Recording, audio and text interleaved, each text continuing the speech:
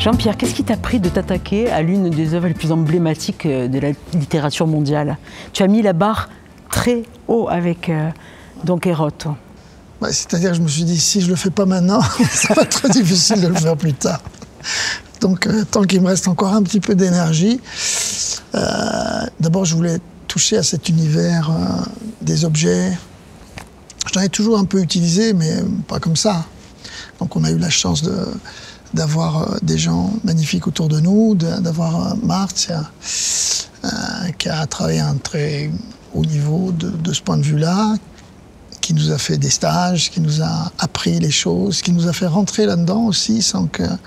On a un peu une idée de ce que peut être la marionnette, mais après, quand on est dedans, c'est comme quand on rentre au milieu d'un ballet de danse contemporaine, d'un seul coup, ça prend une autre dimension.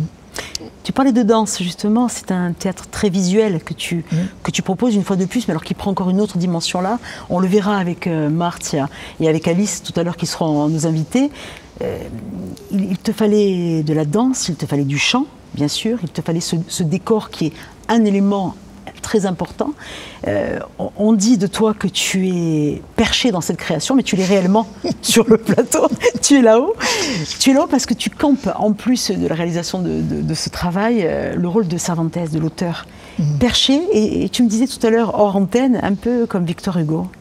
Oui, parce que Victor Hugo, quand il a été sur son île, il travaillait toujours dans une tour, debout, devant un pupitre et face à la mer. Et je trouvais cette image très belle. J'imaginais en train d'écrire ces magnifiques vers ou cette prose sublime. Et je me disais, tiens, ça doit inspirer. Et voilà, donc on a mis cette image-là, et Alice a magnifié cette chose. Écrire et réécrire, ça suppose aussi le travail important qui a été le tien et qui a été celui de l'équipe au complet. Ça a été une implication, un cran aussi élevé cette fois-ci, une fois de plus, avec une barre très haut. Tu leur as demandé beaucoup, beaucoup là. Ouais, mais ils sont tellement généreux que c'est même pas la peine de leur demander, ils donnent. Donc, ça nourrit. Bien sûr, évidemment, j'ai de la chance d'avoir une équipe comme ça. Comment tu as fait dans ton travail pour t'adapter à la narration, au texte, et adapter aussi un théâtre quand on a une œuvre qui a plus d'une centaine de chapitres, de tomes, qui a été écrite avec 10 ans d'écart? Comment on fait quand on a un tel pavé pour condenser ça, même si tu as le projet de 3 épisodes? Comment on fait pour choisir, pour ne pas dénaturer, pour en plus intégrer une nouvelle langue? Tout ce travail, il est énorme. Oui, après en même temps, c'est un tel voyage de rentrer là-dedans et puis de s'imaginer en lisant ce qu'on peut en faire en théâtre et comment garder de l'écriture de Cervantes. Il y a vraiment des passages, c'est du copier-coller que je fais et qui sont difficiles et aussi également à traduire avec la traduction de Sogne et à dire parce que c'est grandiloquent, c'est lyrique presque, donc c'est pas évident.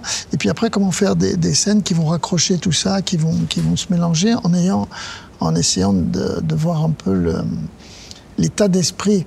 Qu'est-ce qui porte ces personnages? Qu'est-ce qu'ils sont? Qu'est-ce qu'ils disent? Et ce qu'ils disent, c'est assez fantastique. C'est simplement de faire de sa vie un roman. Mais c'est moderne, finalement. Oui, tout à fait. Ouais.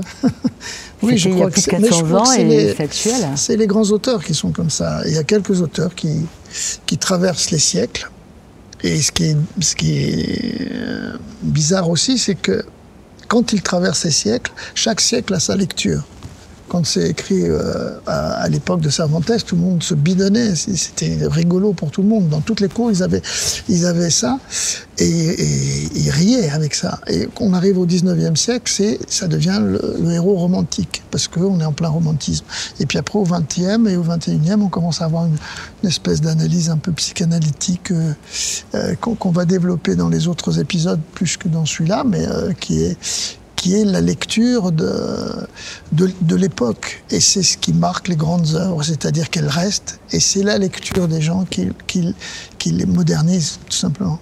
Merci Jean-Pierre, en tout cas, pour ce moment. Nous allons aussi accueillir dans quelques instants celles qui t'ont épaulé dans ce travail, puisqu'on parlait de théâtre visuel, Alice. Alice, qui a fait la scénographie, et Marzia, qui est... Marionnettiste. Voilà. Entre autres. Oui. Parce qu'ils sont tous polyvalents, Oui, finalement. elle fait du ski aussi.